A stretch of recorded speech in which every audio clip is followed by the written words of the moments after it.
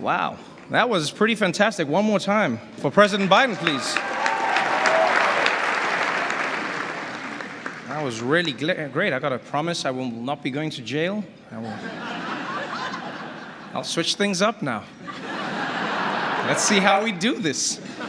How's everybody doing tonight? You guys good? Everyone good? First of all, thank you so much, Steve. Good evening, Mr. President, First Lady, members of the media, and all the men relieved that Ronan Farrow isn't here tonight. It is my great honor to be speaking tonight at the nation's most distinguished super spreader event. No, for real, people, what are we doing here? Let's be honest, what are we doing? Like, did none of you learn anything from the gridiron dinner? Nothing, huh? Like, do you read any of your own newspapers? I mean, I expect this from Sean Hannity, but the rest of you, what are you doing here? You guys spent the last 2 years telling everyone the importance of wearing masks and avoiding large indoor gatherings. Then the second someone offers you a free dinner, you all turn into Joe Rogan, huh? I mean, Dr. Fauci dropped out. That should have been a pretty big sign.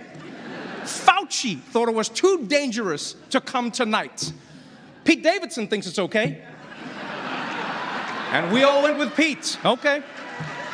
All right, then. Now, for those who don't know me, my name is Trevor Noah, and I'm really honored to be here, honestly. You know, because you could have picked any comedian, you could have invited anyone, but you went with the South African variant. Very on theme. I appreciate that. And COVID risk aside, can I just say how happy I am that this event is happening again for the first time in 3 years. Yeah. And the truth is, I want us all to have a good time tonight. So please, everyone relax. You know, I know everyone in this room is worried about who catches you laughing at what, but just chill, just chill. We're celebrating, we're out. You know, get comfortable. Not too comfortable, Jeffrey Toobin, not too comfortable. No, you know what? No, don't ooh him, bunch of haters. You know what? So what, Jeffrey? You made a mistake, you whipped it out in front of your coworkers. That's the first step to winning a Grammy for Comedy Album of the Year. You're halfway there, my friend. You don't let the haters stop you. We all come back from mistakes. Now, you might have noticed I'm going to be telling some jokes tonight. But I want you to understand, I am not here to tear anybody down, okay? Yeah, I might roast you gently, you know, like a pair of testicles on a Tucker Carlson special, but I'm not doing this just for the attention, all right? I'm a comedian, not Kirsten Sinema, all right? And by the way, give it up for Kirsten Sinema. Whoever thought we'd see the day in American politics when a senator could be openly bisexual but closeted Republican, huh? That's progress. That's progress. And yes, I know a lot of you are worried, and yes, it is risky making jokes these days, you know? I mean, we all saw what happened at the Oscars. I've actually been a little bit worried about tonight. I won't lie, you know? I was like, what if I make like a really mean joke, you know, about like Kellyanne Conway, and then her husband rushes up on the stage and thanks me? I just hope we all stay calm. Because it is exciting to be here, even though some people don't think this dinner should even exist, as you said, Mr. President, you know? Because some people think this shows that the media is too cozy with politicians. But what those people don't understand is that you guys have integrity. You would never allow personal connections to affect your ability to be good journalists. Isn't that right, Chris Cuomo? Where is Chris, by the way? Is he here? Couldn't make it? Oh, by the way, before we really get going, a few quick announcements. Anyone here who is a Democrat in a swing district, I've been asked to remind you not to hand your resume to the cable news execs at your table until after the event, please. Thank you very much. Also, a quick note before people order their Ubers home tonight. Governor Greg Abbott is generously providing free buses for the Telemundo table. Very classy, very classy. But man, what a room this is, huh? Look at this room. Everyone is here tonight. We've got politicians, huh? We've got the media, we've got celebrities, basically anyone who's been to Jeffrey Epstein's island. This is an exclusive event. In fact, coming in, I heard Meghan McCain telling the bouncer, "Do you know who my father was?" And they were like, "You have a ticket, you can just come in." But she insisted on telling them who her father was anyway. And I'll tell you, as somebody coming from Africa, I mean, I've just got to say, this is so exciting, you know, to be at this swanky party full of Washington's most powerful people. You know, it's not as exciting as Madison Cawthorn made it sound, but still very sexy. Very, very sexy. There's many big names here tonight. Yeah, one of my favorites, Ron DeSantis, is here. Yeah. Oh, man, I'm actually surprised that he found the time. You know, he's been so busy trying to outmaneuver Trump for 2024. I see you, Ron. I see you, Flair. Yeah, I've seen what you've been doing, blaming Trump for the lockdowns, distancing yourself from the vaccines that Trump created with his own two hands. Nobody knew how to make vaccines until I made them. Beautiful, beautiful vaccines. Nobody knew how. Not even Fauci. But Ron is playing it coy, man. He won't even tell people if he got the booster. Yeah, or as they say in Florida, don't ask, don't tell. Am I right? I see you, Ron. You see, what I like about Ron DeSantis is, like, if Trump was the original Terminator, DeSantis is like the T-1000. You know, you're smarter than him. You're slicker than him. You can walk down ramps. Yeah. Because you see, no, Trump said he won the election, but everyone was just able to look at the numbers and see that he was wrong. That's why Ron DeSantis is one step ahead. First, you ban the math textbooks. Then, nobody knows how to count the votes. Boom! My man! Ha, ha, ha! What a room! Are you kidding me? The great chef Jose Andres is joining us here tonight. Give it up for him, people. My good friend in the room. Whenever there's a disaster anywhere in the world, Chef Jose is there. Which I guess is why he's sitting at the CNN table tonight. Now, of course, the real reason that it's such an honor to be here tonight is that we all get to be in the same room as the most powerful man in the United States. So let's give it up for Joe Manchin, everybody. Where is he? Is he there? Good to see you, sir. Good to see you. No, for real, Mr. President. Thank you for being here. Thank you for having me here. You know, I was a little confused about why me, but then I was told that you get your highest approval ratings when a biracial African guy is standing next to you, so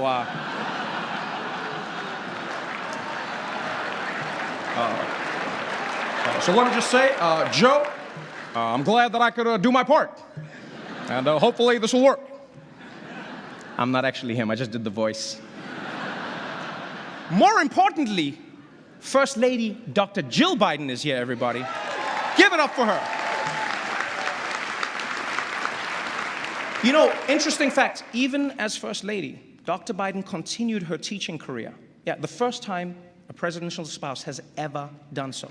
Ever. Congratulations. Now, you might think it's because she loves teaching so much, but it's actually because she's still paying off her student debt. I'm sorry about that, Jill. Yeah, I guess you should have voted for Bernie.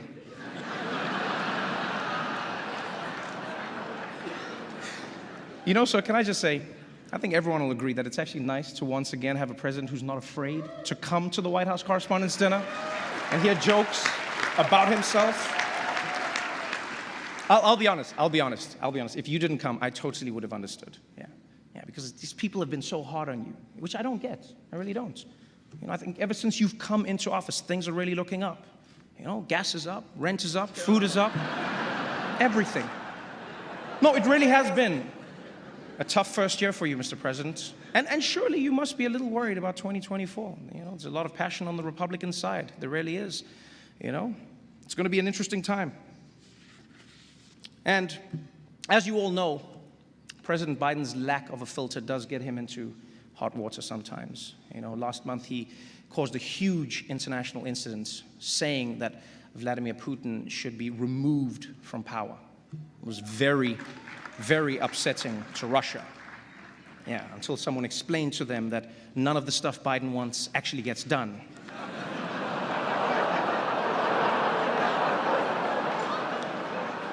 But despite some hiccups, President Biden has led the country through some really dark times since he took office. The COVID pandemic, the war in Ukraine, the launch of CNN+.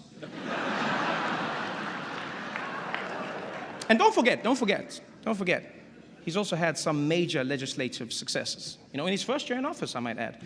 You know, he got a bipartisan infrastructure bill passed that would do everything from fixing America's roads and bridges to modernizing school buses, which Matt Gaetz' girlfriend is very excited about. Don't boo love. Not to mention, no president in my memory has given more marginalized groups opportunities. You know, I'm talking about women, the LGBTQ community, the Taliban, the list goes on and on. And I know, Mr. President, that the left is super upset at you, you know, but I think that they should be happy to know that you just recently announced that you're proposing a new 20% minimum tax on the super wealthy. And I will say, President Biden, that you were a big man here. A really big man. You could have targeted Donald Trump, but instead you chose to only raise taxes on billionaires. That was big of you. Really nice. Prove me wrong, show me the taxes. So, personally, I think that President Biden could do a better job at taking credit for the things that are going right. You know, I mean, unemployment is currently at 3.6%. Think about that, people. 3.6%, 2% if you don't count the Cuomo family. And I will say, President Biden came into office and he's done well and he's done badly. And in this room, I know there's a lot of mixed reviews. You know, there was a lot of talk about how the president really respects the press. But what has he really done for you guys, huh? Think of all the journalists whose careers have been hurt by the Biden presidency. People like Daniel Dale. He used to be CNN's star fact checker on TV every day. But now, there's barely anything to check. Same for Glenn Kessler of the Washington Post. On the way here, I saw him on the street offering 4 Pinocchios for $1. Mr. President, that's on you. And what about Maggie Haberman? For 4 years, it was exclusives, huh? On the Russia investigation, corruption, the president doesn't read his daily briefings, on and on. Now look at her. She spends all day fighting with random people on Twitter like a common political reporter. You've ruined her, Mr. President. Now, of course, President Biden doesn't often have to deal with the media directly. Yes, that task falls to Press Secretary Jen Psaki. Yes. Glad you could make it tonight. Really glad you could make it tonight, Jen. It's nice that you're willing to come over here and risk getting COVID for, like, what, the 10th time now? Let me ask, how do you keep getting COVID, Jen? Like, your boss hooked us all up with free tests. Does he not have your address? What's going on there? The word on the streets is actually that Jen Psaki is going to MSNBC next month. Yeah. Apparently, just being on C-SPAN, the ratings were too high, and she wanted more of a challenge, you know? Wanted to switch things up. She can't laugh at that. Don't put the camera on her. If it's true, congratulations to Jen on your big career change. But you know, moving to MSNBC is going to be a big switch up for you, because right now your current job is to make the Biden administration look as good as possible, you know, at all costs. Now you're going to be at MSNBC, and you're going to have to, you'll be fine, actually. No, sorry. I don't even know why I apologize. By the way, MSNBC, can I just say you guys are doing great work, you know? I love watching your shows. You know, when Trump was in office, your shows were all about how bad he was. And now that Biden's in office, your shows are all about how bad Trump was. Consistency is important. We appreciate that. We really do. Also, shout out to Joe and Mika. Yeah, I love you guys. Most adorable HR violation in town. I love it. So adorable. What? And that's why we're really here, people. We're here to honor the media. Yeah. So, first and foremost, let's give it up for the White House press pool. Let's give it up for them, please.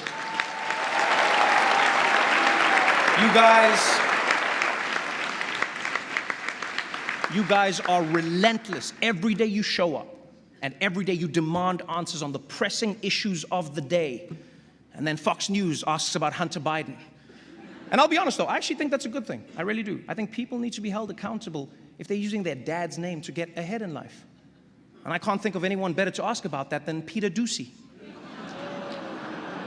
Yeah. Wherever he is, Chris Wallace laughed at that joke.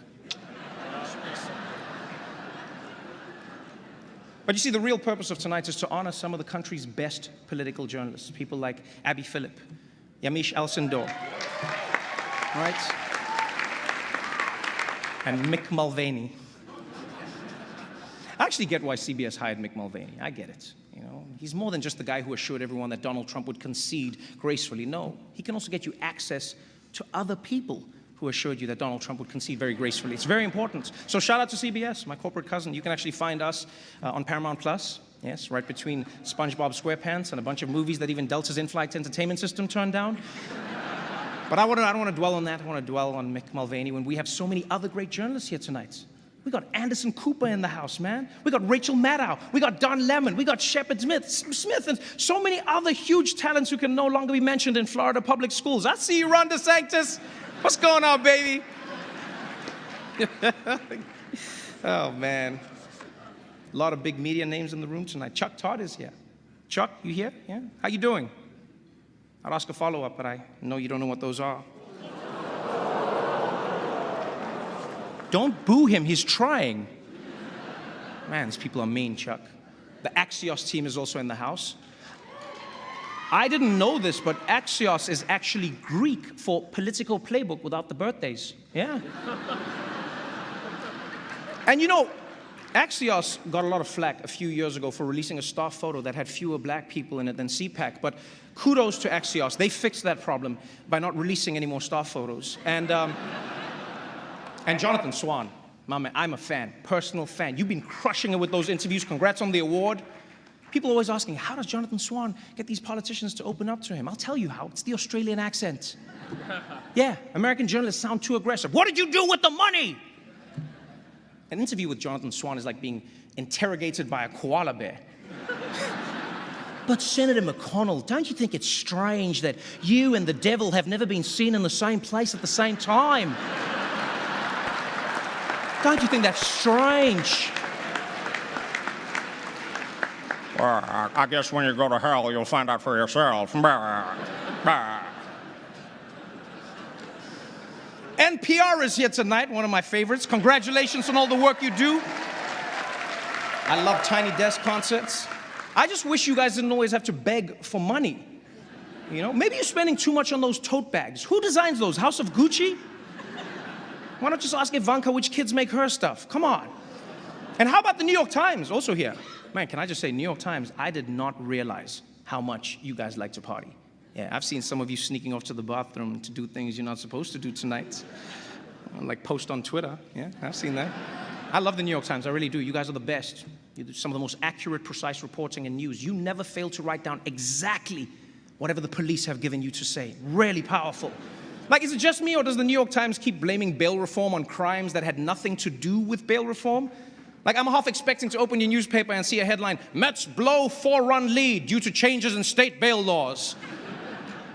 And you know, it's actually crazy how you guys have been attacked for everything, from your investigations into Trump's taxes to your reporting on the pandemic, and yet the biggest death threats that you received is because there were 2 L's in the Wordle that day. That was wild. By the way, give it up to those New York Times reporters who managed to get those Kevin McCarthy tapes. That was amazing. Yeah, give it up for them. Incredible.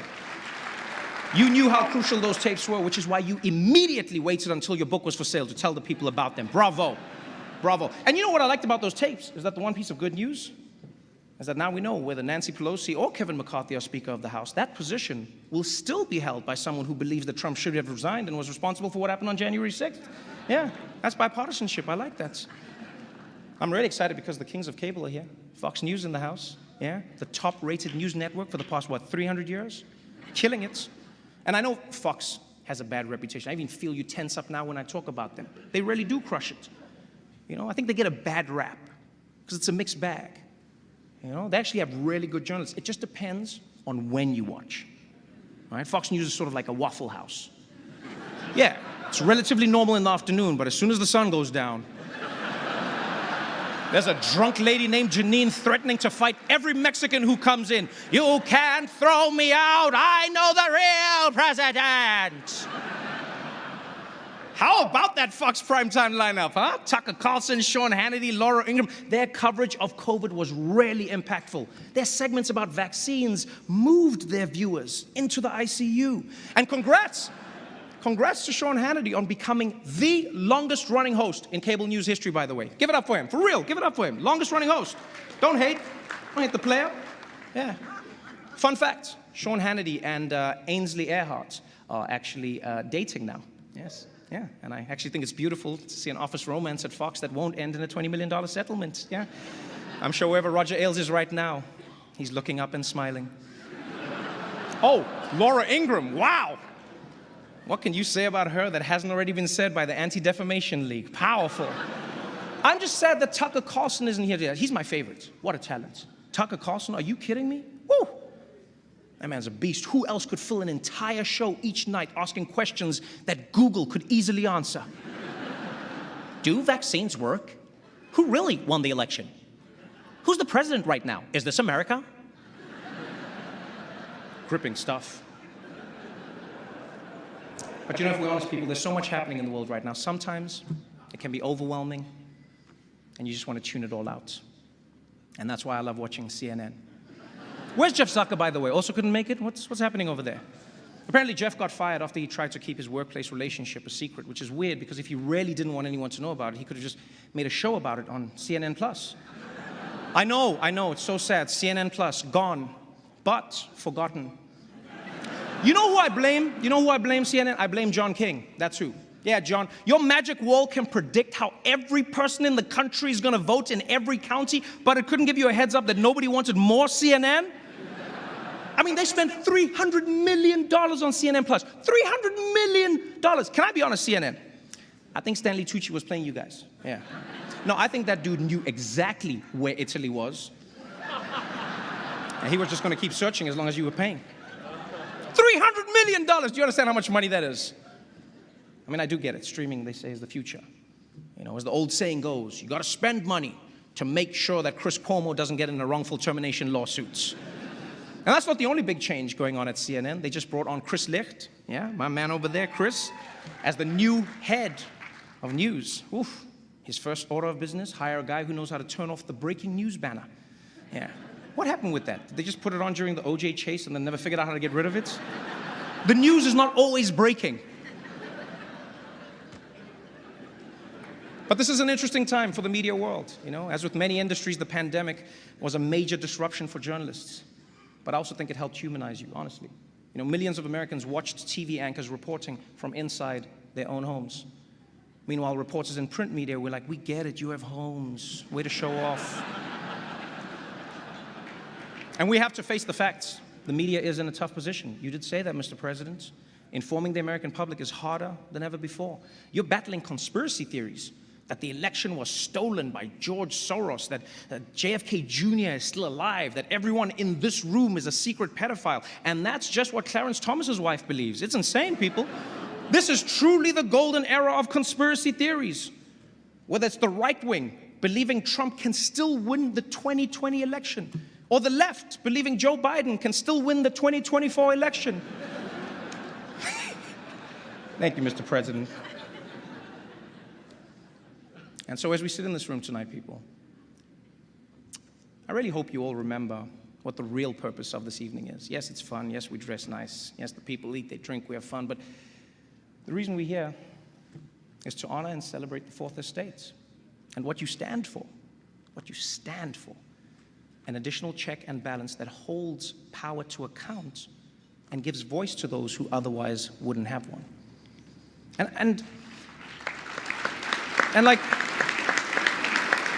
I'm not just talking about like CNN or Fox or any of the other major organizations. I'm talking about everyone. The young journalists we saw today, intrepid journalists who aren't even in this room in Flint, Michigan, or that daring reporter at the Des Moines Register, or the unflinching local newscaster in El Paso, Texas. Every single one of you, whether you like it or not, is a bastion of democracy. And if you ever begin to doubt your responsibilities, if you ever begin to doubt how meaningful it is, look no further than what's happening in Ukraine. Look at what's happening there. Journalists are risking and even losing their lives to show the world what's really happening. You realize how amazing it is. Like, in America, you have the right to seek the truth and speak the truth, even if it makes people in power uncomfortable, even if it makes your viewers or your readers uncomfortable. You understand how amazing that is? I stood here tonight and I made fun of the President of the United States, and I'm going to be fine. I'm going to be fine, right?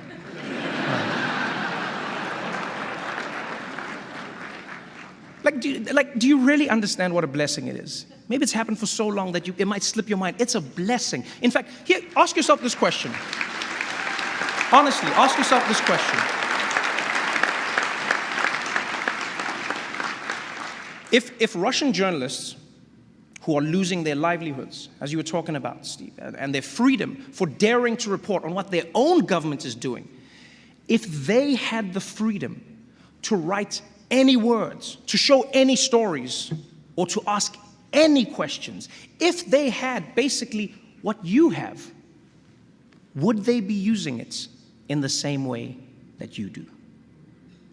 Ask yourself that question every day, because you have one of the most important roles in the world. Thank you so much for having me. I appreciate you. Please be careful leaving tonight. We all know this administration doesn't handle evacuations well. Good night, everybody. Thank you so much.